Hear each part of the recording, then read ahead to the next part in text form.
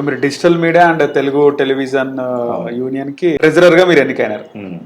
So web series కూడా under మీ union under లోనే ఉంటాయి అంతేనా?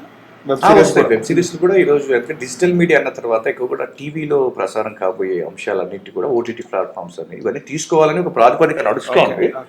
అది డిజిటల్లకు వస్తుంది, కానీ అటు మూవీ కూడా డిజిటల్ ఉంది, ఇటు టీవీ కూడా డిజిటల్ ఉంది. దాని మీద కొంత చిన్న క్లారిటీ రావాలి, కాబట్టి ఆ క్లారిటీ వచ్చిన తర్వాత చేసుకోవచ్చు. అది ఆ ప్రాబ్లం లేదు, మనకి టీవీలో కూడా వస్తాయి, చేసుకోవచ్చు. చిన్న చిన్న వెబ్ సిరీస్ చేసుకోవచ్చు.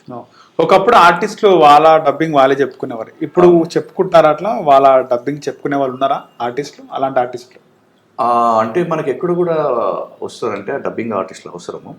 సినిమా తెలుగైనప్పటికీ, ఆర్టిస్ట్ తెలుగైనప్పటికీ నటించే వ్యక్తికి భాష మీద పరిజ్ఞానం లేకపోయినా, లేకపోతే అతని వాయిస్ సరిగా లేకపోయినా అక్కడ డబ్బింగ్ ఆర్టిస్ట్ అవసరం పడిపోతుంది. లేదా ఇంకా సెకండ్ పాయింట్ ఏంటంటే, సినిమా తెలుగైనప్పటికీ నటుడు పరాయి భాష వాడైనప్పుడు అప్పటికి మనకి డబ్బింగ్ ఆర్టిస్ట్ అవసరం పడుతుంది. ఇక మూడో పాయింట్ ఏంటంటే, సినిమా ఇంటర్నేషనల్ అవతార్ కావచ్చు, వేరే సినిమాలు కావచ్చు, అందులో డెఫినెట్లీ డబ్బింగ్ ఆర్టిస్ట్ చెప్పాల్సిందే, ఖచ్చితంగా చెప్పాలి. కాబట్టి ఇక్కడ ఏంటంటే ఒకప్పుడు మన రాజేంద్ర ప్రసాద్ గారు కూడా డబ్బింగ్ చెప్పేవారు.